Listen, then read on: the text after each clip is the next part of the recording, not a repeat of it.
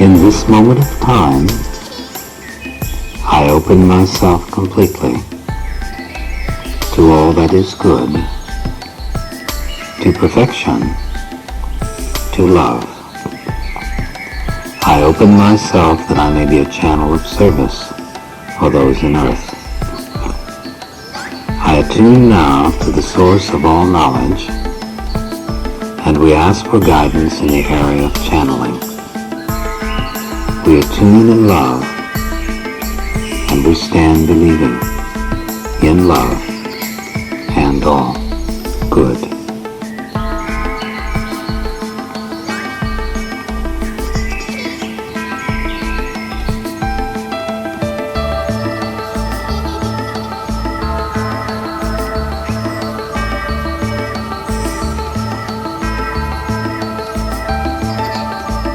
We are here in this time, and we would welcome yourselves. We would say to begin now, as we would look with you at the area that you would speak of in earth as the channeling of knowledge from beyond the ordinary human consciousness. We would first need to point to the capacity of the human mind to transcend its own limits.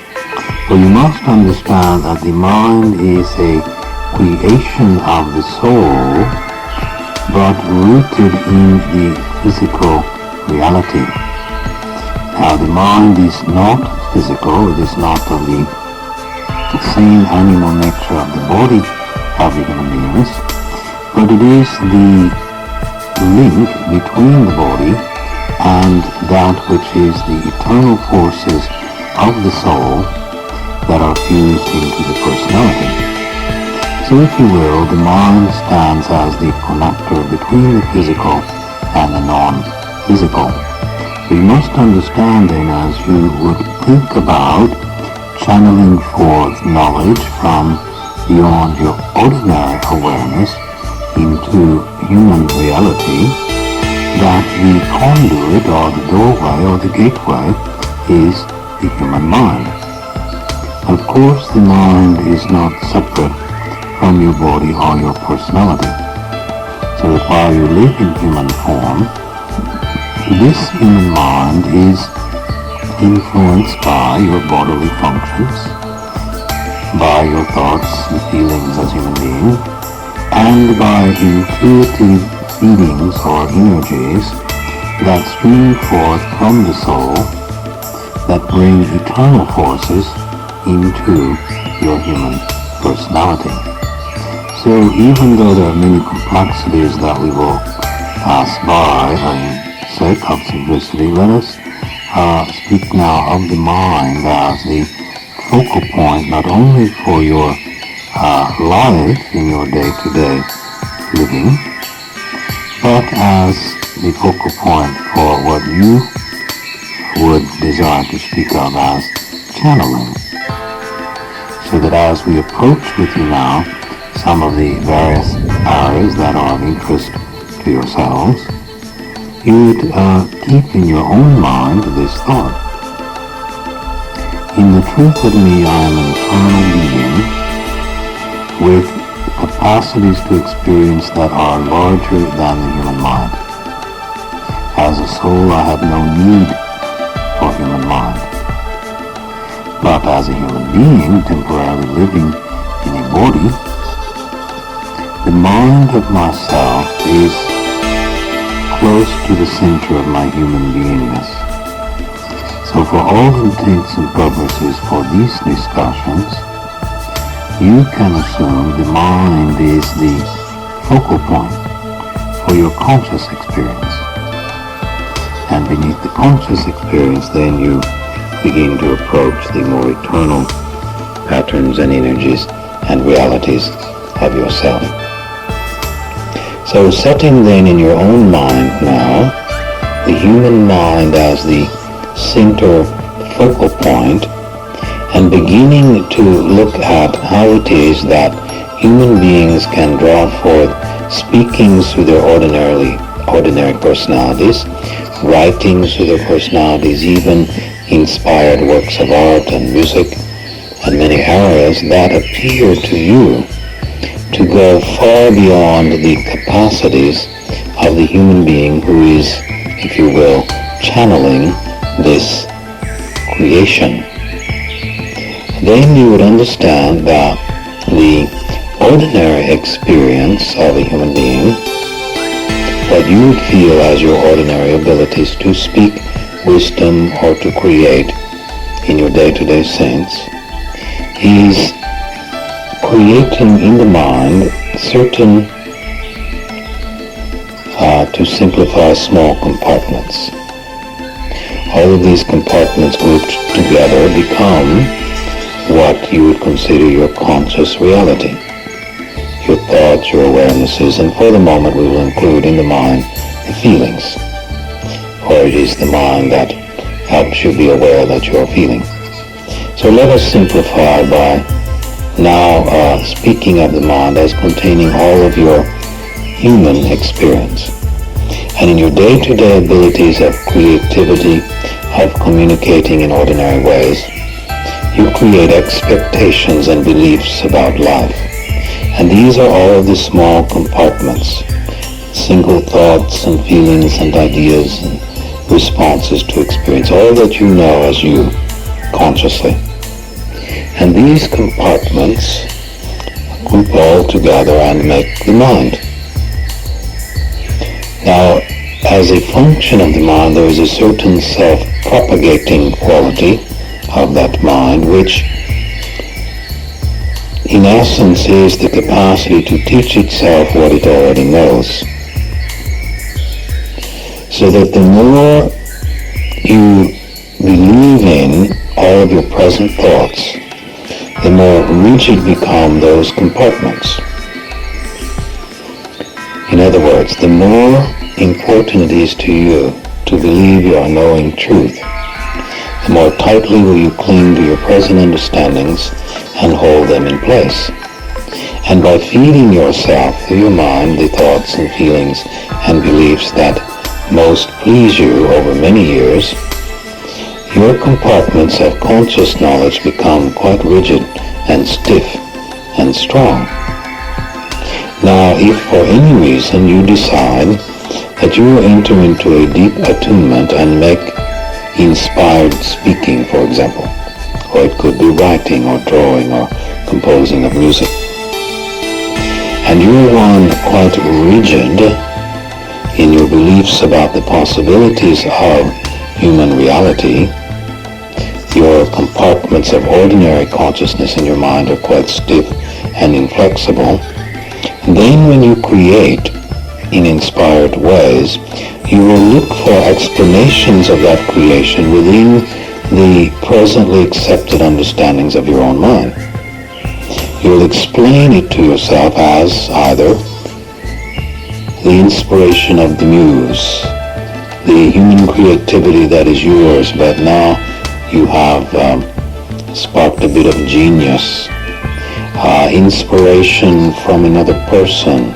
Your explanations then, your mind will automatically find them and create them within the realm of what you consider to be ordinary human possibility. Your explanations will feed your mind and maintain the rigid reality you have already created. And in such a person there will be no new learning about the mind or about human consciousness. For a lifetime you will remain within the belief structure of ordinary reality. You would find it difficult then to believe you are channeling from beyond human reality. You would not even be attracted to such explanations. Now let us, and again we simplify greatly, but let us imagine one who has a deeper curiosity, perhaps less fear to explore that curiosity.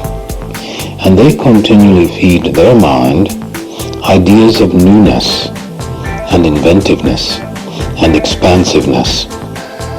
So the mind then, with its tendency to satisfy itself and create what it is constantly fed, begins to create newness and expansiveness and creativity. This mind, then, the compartments are quite changeable and flexible, constantly being rearranged and expanded, new compartments being added.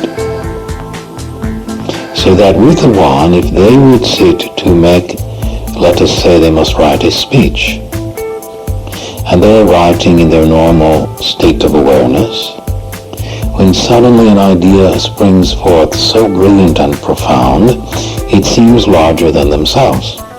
And with their new tendency to have inventiveness and curiosity and expansiveness, they may entice themselves to think, perhaps I'm being inspired by a source larger than my personality. What might it be? Perhaps it is a spirit. Perhaps it is my soul. Perhaps it is God. In other words, then the inventive mind expands enough to make room for conceptions about realities of which you are presently unaware. Now, in making this room, it not only enables you to think about and imagine such expanded realities, but eventually, if you persist, the newly free functioning of this human mind begins to actually stimulate perceptive qualities in your personality structure that eventually, if you follow a path of pursuit of this, can lead to the actual perception of realities that are larger than your ordinary reality. Now, in some cases, one can perhaps draw upon knowledge from beyond earth, from beyond ordinary personality, without perceiving that knowledge. In other words, they can speak words without understanding them, and the words can benefit others. But for this moment, simply to set the stage for your questioning, let us assume that if there are flexible human minds that are willing to expand, then there is the possibility not only of, if you will, channeling knowledge from beyond the ordinary range of human awareness, but eventually, if you desire, actually perceiving the realms from which that knowledge might spring. So these are simply to help you feel some of the vast potentials inherent within the human being as we now enter into the areas of your desire for knowledge. So if you would bring forth the questioning in this time, that we could be of greater service to yourselves. Thank you. How does channeling fit into what we call the New Age? Why is there suddenly so much interest in channeling at this time?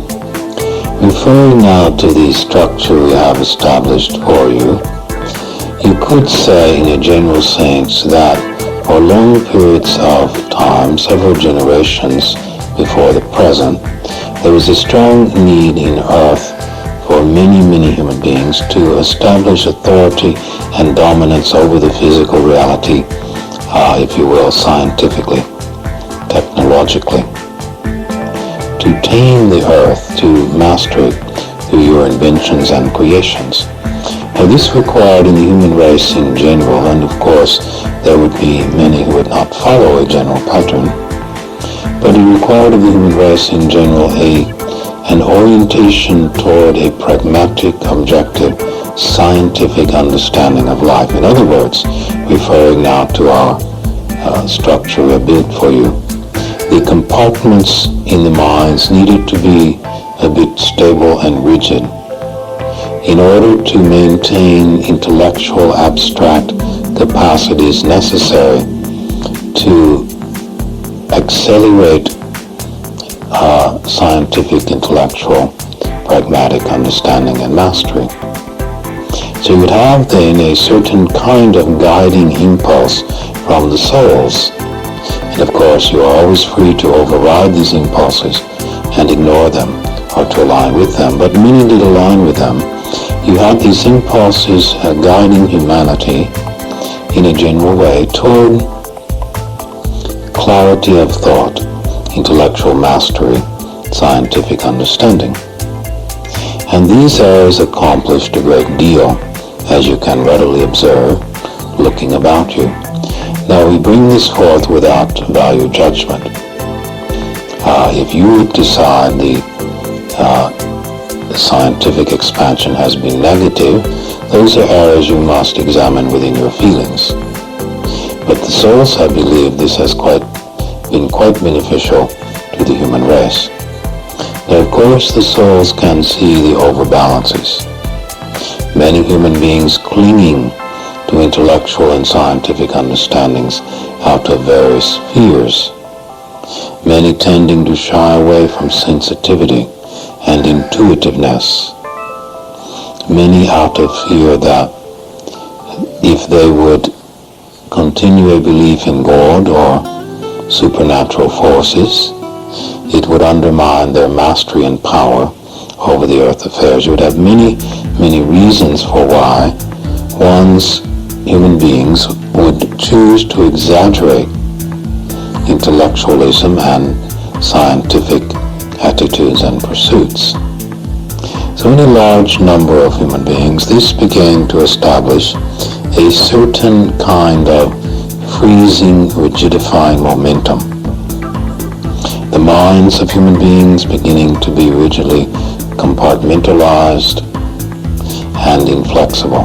And here again we are generalizing for many who were not responding in this way. But in general, the minds becoming rigidified, the human behaviors following suit at times, many errors that were not beneficial for human life, resulting from an over-exaggeration and over-emphasis upon the pragmatic, the objective, the scientific. Still, the good of all this unfolding also. So you would say then that the souls began to trigger an intensification of impulses that they always feel to human beings, these impulses being to prod you to desire knowledge of your eternal nature, prodding you to desire knowledge of God and other areas that are not solid, tangible, and objective. In other words, the souls always pour forth these forces toward human beings to inspire them in those directions. You would say then that in the past generation or so of human life, the souls have intensified these impulses. Again, human beings being free to ignore them. But many human beings have in their own desires begun to desire broader knowledge of life, knowledge of eternal realities. And they have chosen to begin to pursue that knowledge, and they have aligned then with the growing impulses of the souls, all of it creating an intensified energy and desire for truth and knowledge of God that now you would see manifesting as the interests of many human beings, including in what you speak of as the channeling. So that the interest in channeling is simply one thread in the larger fabric of humanity in large numbers now beginning to seek broader and deeper truths about life. Can you understand? Yes, thank you. Although channeling and mysticism have been around for centuries, it has been recently popularized by the public spiritual quest of Shirley MacLaine. She has brought channeling to the attention of people who formerly had no interest in or had never heard of channeling. What are the deeper purposes being accomplished here? From the soul's point of view, is this all being guided by our souls that people will learn about channeling, or are there other purposes as well? Without entering too deeply into the privacy of this particular female one, we could say to you that the impulses placed by her soul into her personality have many threads, as do yours, and one of those impulses or desires of the soul would be for her to give to human beings in ways that are satisfying for her and beneficial for other human beings. Now, of course, she must freely choose to respond to this impulse, as she has.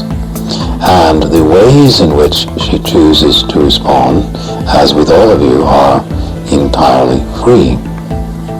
So you would say then, you have a female one with a deep unconscious desire to give, to teach, to help others. You also have a personality aligned with certain past experiences of herself in other lifetimes that is drawn toward the mysteries of life and the fascination with that which goes beyond the limited physical structure of human experience. So you have these placed as tendencies in her personality, and you have her with her own desires and curiosity and interests sparking those tendencies. So the choices she would lead then, or that she would make, would lead her to her own studies. Now simultaneously, you have other portions of her personality engaged in the manifestation of acting abilities and other areas that are important to her, and that also have the effect of bringing her to the attention of many human beings, bringing fame, stature, and influence. All of this growing out of many complexities within her own personality. Now as then she combines the growing interest with the mysteries of life with her stature and begins to make her choice to write about important experiences to herself, then by her own creativity, by her own choices, she has opened the door which now makes a tangible way for her to fulfill this whole impulse to give to others, to satisfy herself, to teach, to guide. So you would say then it is a creation of her particular personality, riding upon very deep and strong impulses of her own soul, and brought about by abilities that she has created and built in other lifetimes and extended in this lifetime. Now all of this, of course, harmonizes quite beautifully with the accelerated impulses of the souls desiring to prod human beings toward greater conscious awareness of eternal realities and God, so that her personal choices tie in perfectly with these impulses by beginning then to communicate with many human beings the existence of realities that are not contained within the rigid physical structures and understanding of those structures. This then has the impact of feeding those human beings in their minds, where they are limited, kinds of input and impulses and thoughts and curiosities that begin to stir the mind and cause it to begin to feed back upon itself some of the newness, to break up the rigid compartmentalization, to spark curiosity, to begin to plant seeds. Then it is with each individual to decide whether they will nurture those seeds, whether they will take their impulses toward living and giving and creating and learning and growing, and extend them in a direction that you would speak of as spiritual. So all of these areas are woven together in the complex symphony of human life, which is an interaction of incoming soul forces from the souls of all of you ones in earth, and the day-by-day individual human choices that you ones make. So the fact then that the work of the Shirley MacLaine and the work of many others has now brought the attention of large numbers of human beings to the phenomenon of channeling is one of those threads again in the large fabric of the broader unfoldment of humanity toward a greater understanding of eternal realities in conscious human experience. Can you follow this? Yes, thank you. To follow this up a little bit, where do you see this leading? Will this curiosity continue to grow? Are we kind of through with the period of scientific study, or is it going to integrate together? Looking to the present patterns of the human beings about Earth and the great joy and mastery and satisfaction you have attained from the scientific mastery and achievement, most likely these areas will be sparked and recatalyzed by the growing sense of magic and eternal values now being explored, so that if you wish to imagine there is a human mind for the whole race, and that for a while it has been compartmentalized and feeding itself rigidity of the scientific area to make gains, then you would see the gains remaining in place and all of the experience of the objective scientific approach being quite beneficial, but you would see the mind being expanded by newness, by creativity, and gradually moving toward greater intuitive understandings of eternal realities, thereby feeding back into the human mind and its capacity to master Earth. So most likely you're moving toward even greater scientific and physical mastery over the Earth, but illuminated by a deep intuitive sense of the preciousness of all life, particularly human life, leading then most likely eventually to the use of the physical mastery of Earth to bless individual human beings, to bring greater comfort and joy to their lives, and eventually the passion and interest in what you would speak of as the psychic or metaphysical or spiritual realms, we believe will begin to bleed into your emotional lives as a race. In other words, you'll begin to augment your love, your sensitivity to others, your compassion. Now at this point, the pursuits of the mystical do not always go hand in hand with the individual opening of the heart, but gradually we believe they shall.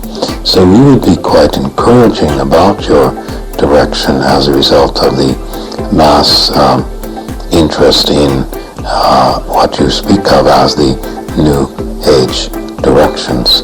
Can you understand? Yes, thanks. Some people believe that the ability to channel means that they are more spiritually evolved. Is this true? I would say to begin, as you would turn to this area, you would find that many human capacities can be brought forth to express the beauty of God in many ways. And one of these is the capacity to open the personality, to temporarily put it aside, and allow there to be an inspiration from your soul and from guiding ones that will augment your capacity to communicate in ways impregnated with truth. This, the channeling. And you would find that there are ways to express the beauty of God through the speaking to other human beings, to the loving of a mating one, to the nurturing and loving of child, to the writing of poem, the creation of symphony, the painting of the pictures.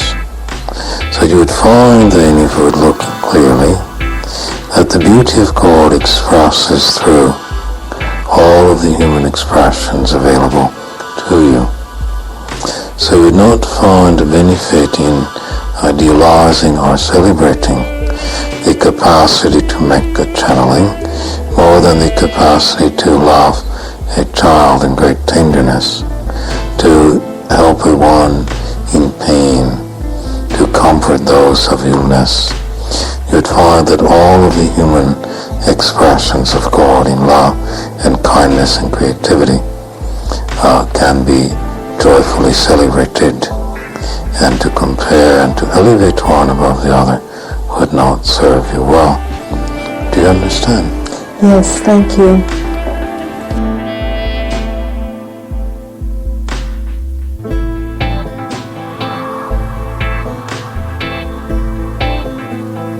Do you have any other keys as to how a person who goes to a channel can tell if the information is true or not? First of all, as you sit and absorb the speaking of another or the writing of another, or whatever it might be that you for some reason believe to be inspired, to be channeled in a sense, always allow it simply to sink in to your human self, without awe of its supposed source without any troubling about the nature of how these teachings arrived at your doorstep.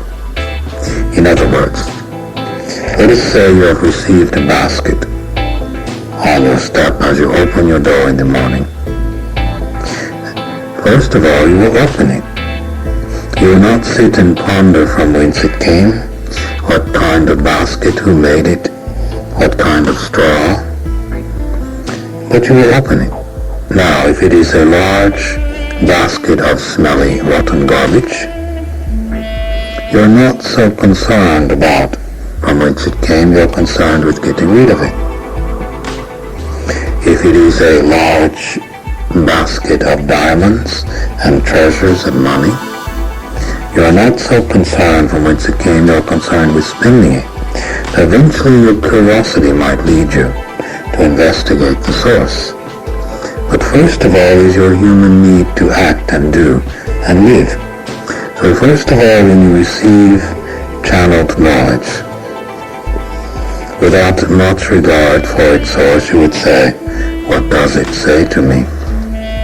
What is in the basket? Does it inspire me? Does it cause me to love more? Does it cause me to find goodness in life? Does it cause me to desire to give to others and rejoice in life? Then it is the treasure. Spend it. Use it. Inspire yourself with it. Later, if you are curious, attempt to understand from whence it comes. Now, if you would find that the channeled knowledge causes you to feel frightened, insecure, small, judgmental of others, superior, any area that tends to intensify the human distortion of truth, and these channeled knowledges cause you to respond in that way, if it pleases you, we suggest you throw the garbage away. For you have enough capacity to frighten yourself. You do not need assistance from others who bring forth teachings that are based in fear. Now, these ways will simply help you understand whether the knowledge is beneficial to you or not. To understand if there is truth in it is a bit more complex. For in the human sense, truth must be regarded as that which brings together all realities and all possibilities. It does not deny, it does not destroy, it does not detract. Truth in a sense, in your human sense, particularly in the use of language and words, must be considered synonymous with love. If a thing is loving, it is closer to truth. If it is truth, it is more loving. These will be very vague and general guidelines, where it is impossible to speak of truth in language. Truth is the experience of God. It's the eternal experience of perfection. You come close to it when you feel what you consider to be love, when you engage in idealism, in altruism. So you could say to yourself then, if a general knowledge inspires in me a feeling of love and goodness, then perhaps it is closer to truth. If it inspires fear, it is quite a long distance from truth.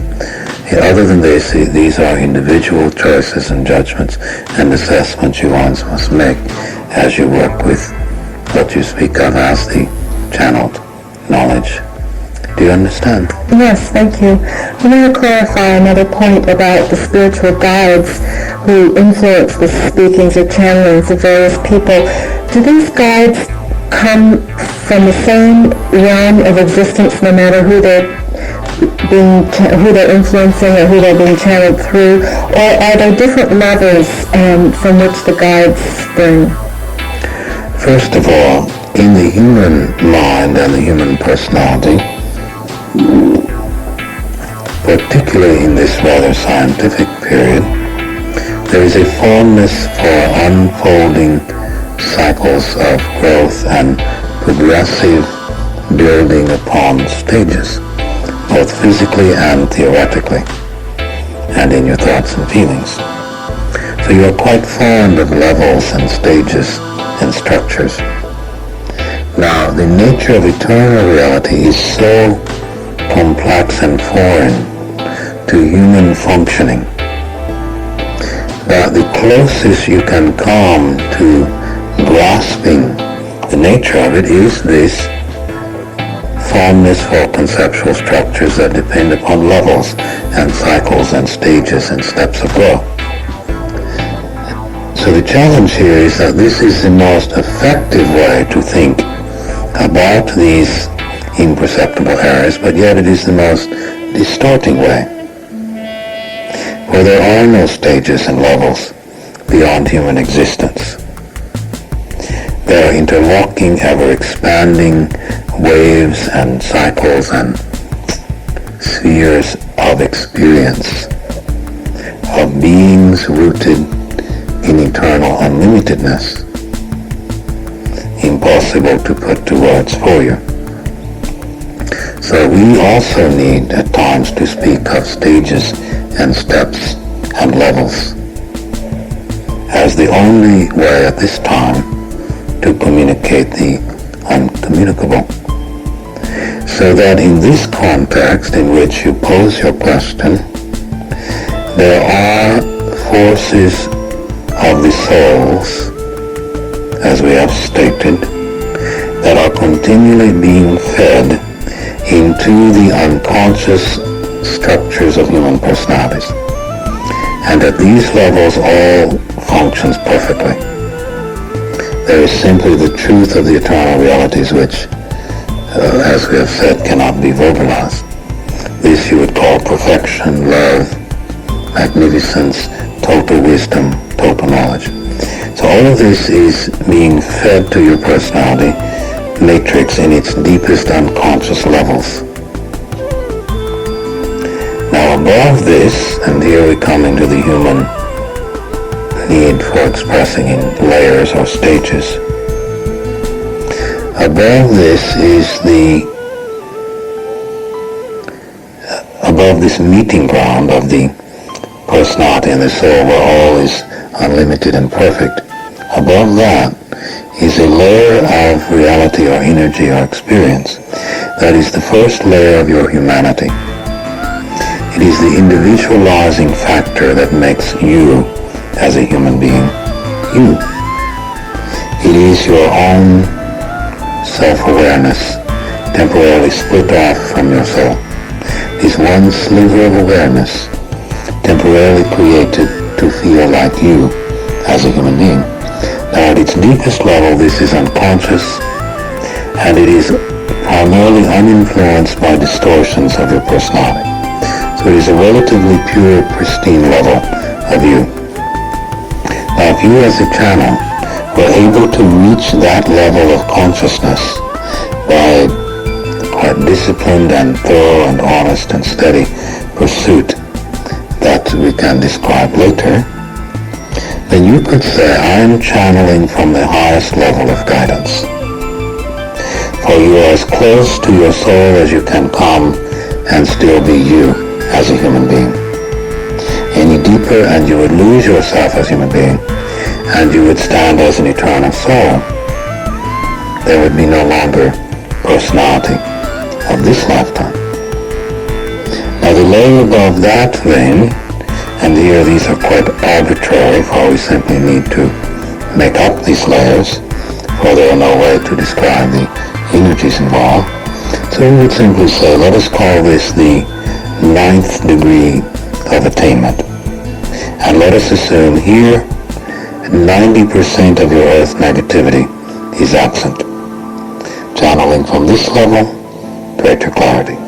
Then the 80%, then the 70%, and on, until you stand in your conscious awareness in an ordinary moment speaking your mind, saying, I think this, I feel that.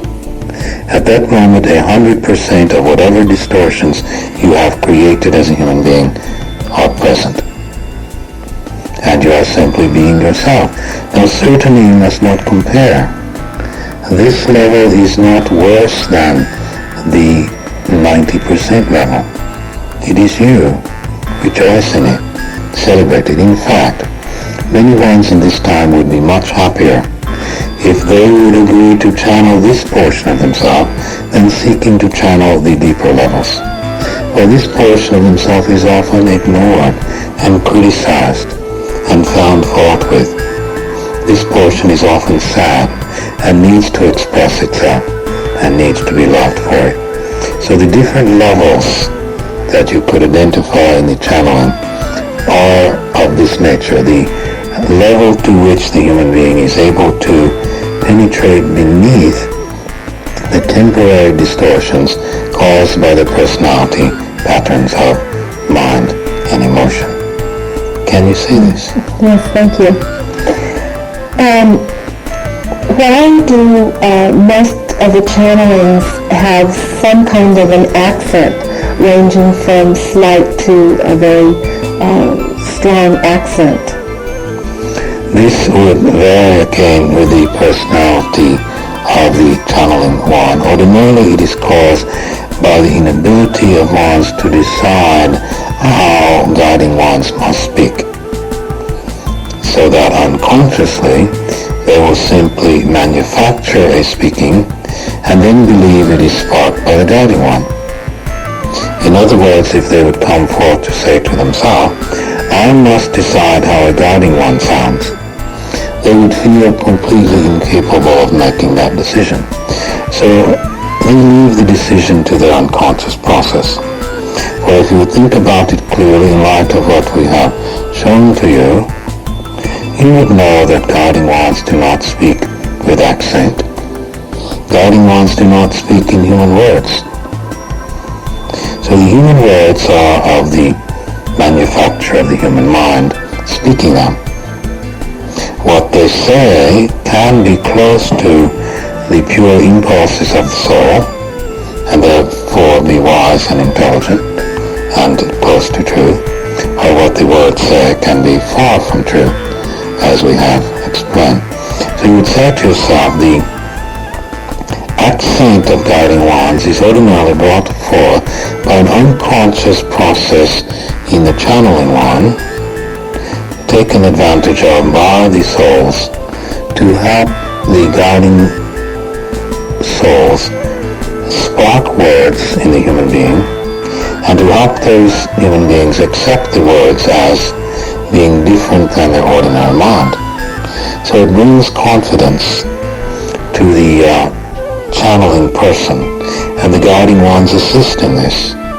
They help the channeling person to make words with accents, all of it enhancing the feeling that this is knowledge different than me.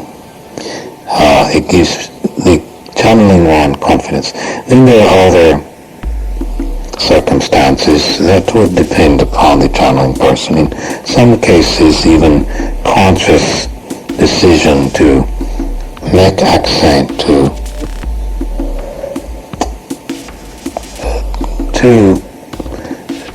cause others to believe there is truth, when the channeling one consciously is aware that they are creating the words themselves, quite consciously. And many other different kinds of influences could be woven here. Do you understand? Yes, thank you. What determines the accuracy of the channeling? Not whether it's true or not, but the accuracy. Some channels are able to predict more accurately than others, or to say things that are true about the person that they wouldn't ordinarily know, and again, the range differs. What determines that kind of accuracy? Looking now with you to the issue of whether channeled knowledge matches things as they are with human beings in that moment, or whether it does not.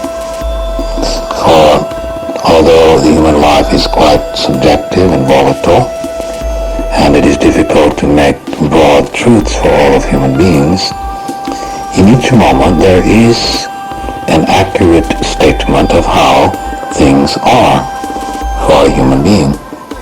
What they are creating, what they are doing, what they are feeling, how they are coming along in their manifestation of the God forces and potentials within them. Now, what determines whether the channeling person He's aligning clearly and accurately with how things are for the human beings to whom they speak.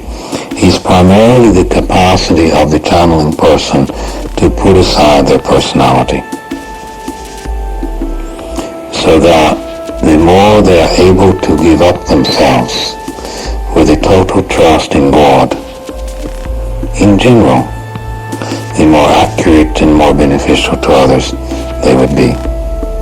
The more their own thoughts and feelings and unconscious fears and impulses of desires and their own personality, the more they tend to be present, whether conscious or unconscious, during the channeled speaking or writing, or whatever it might be, then more likely will there be less accuracy in what is brought forth for the human beings they attempt to assist.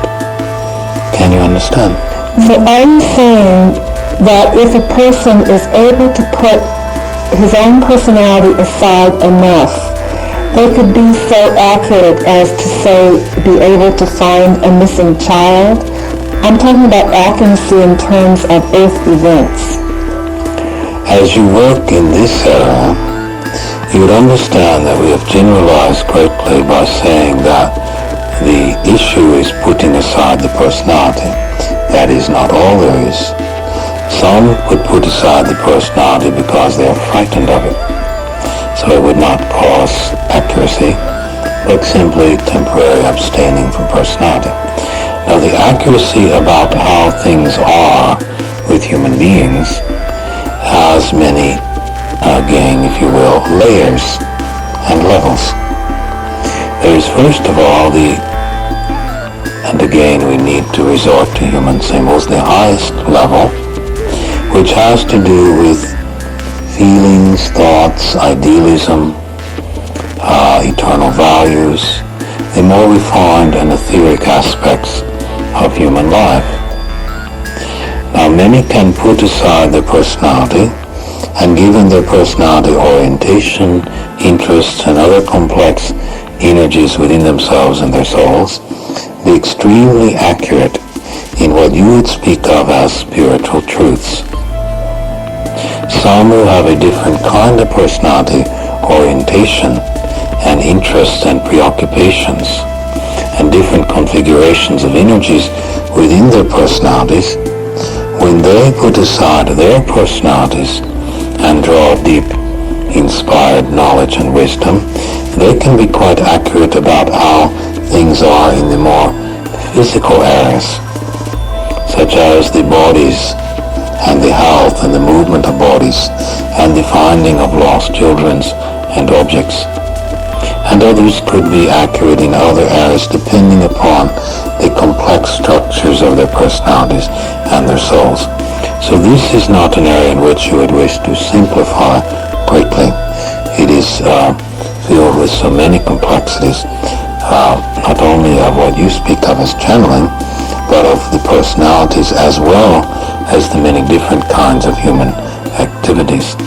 You would find it quite rare in human expression of the present time that one human being will draw forth accurate knowledge in every single area of human expression. And more likely you will find what you could speak of as specializations in various areas, although some speaking ones might be able to draw forth relatively accurate knowledge in most general areas.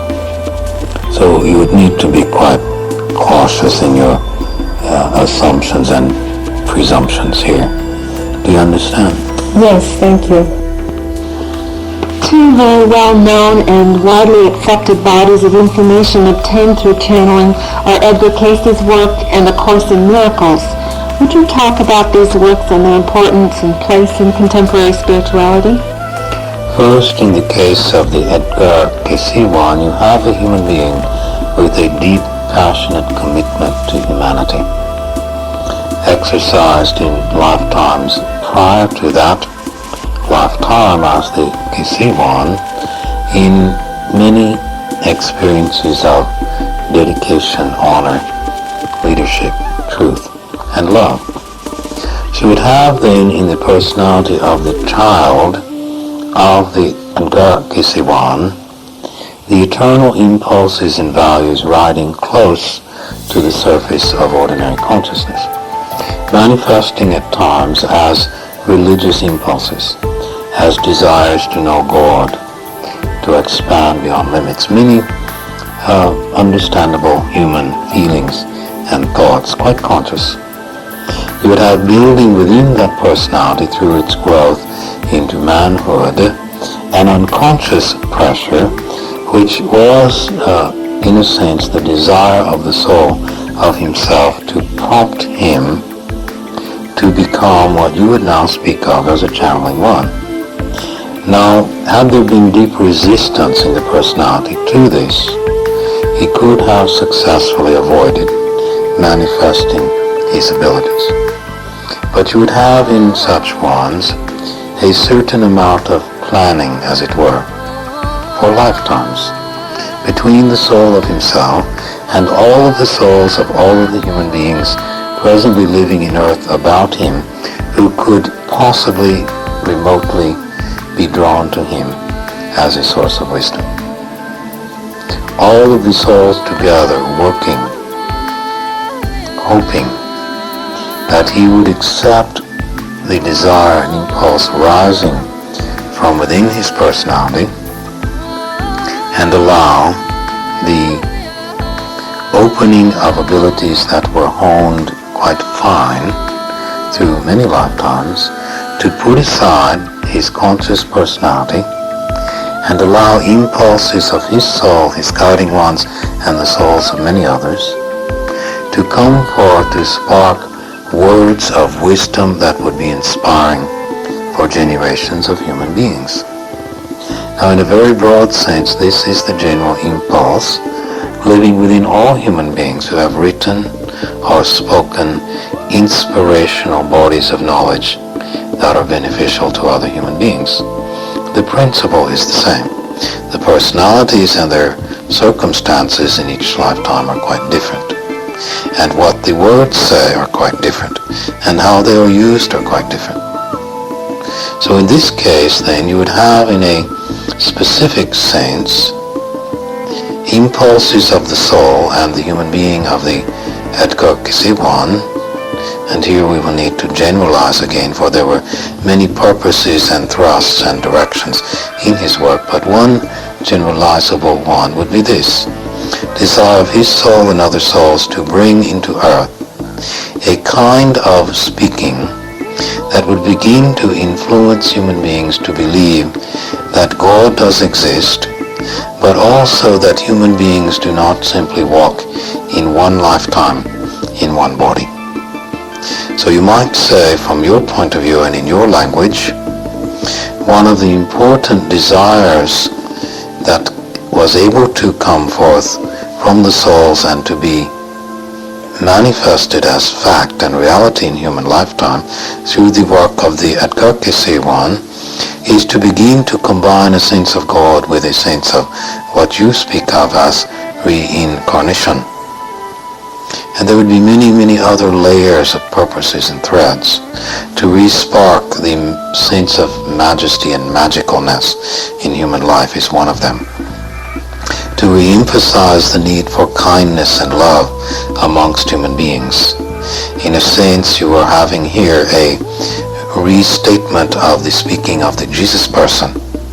In other words, the import, the message, if you will, of the Jesus person needing to be re-amplified, and partially being so through the work of this one and certain others.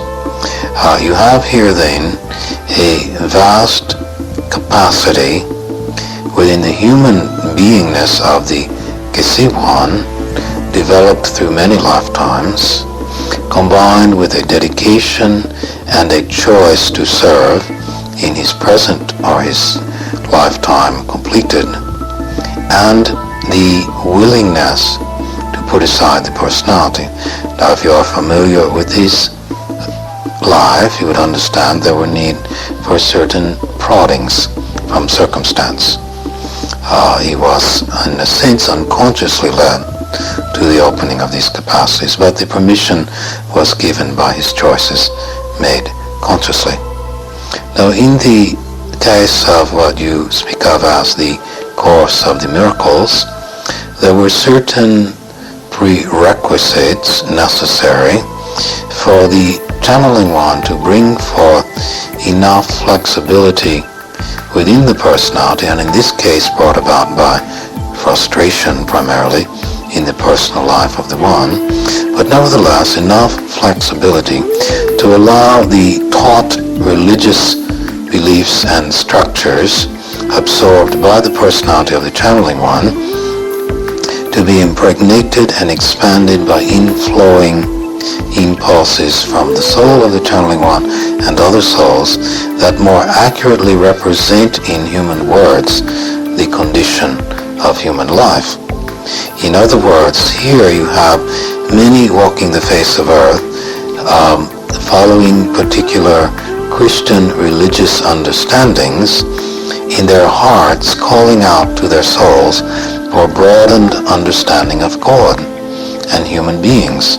So you have an interaction between many souls who have participated in the churches and the organized religions of earth through many lifetimes, and who presently project human personalities who tend to be drawn to religious structures, crying out for expansion of their beliefs and their understandings. So you have then the channeling one consciously and unconsciously participating in the process to the extent that they would allow their deepest beliefs and ideals to be reformulated by verbiage or lines of words or trains of thought that they will voluntarily relinquish control of, and allow, if you will, the souls of themselves to attempt to guide the formation of the words. Of course, as with all ones, you have participation of the personality in the process, conscious and unconscious. So you have then teachings that are expanded, deep, broad, and in slight ways colored by personality structures of the channeling one. Can you understand? Yes, thank you.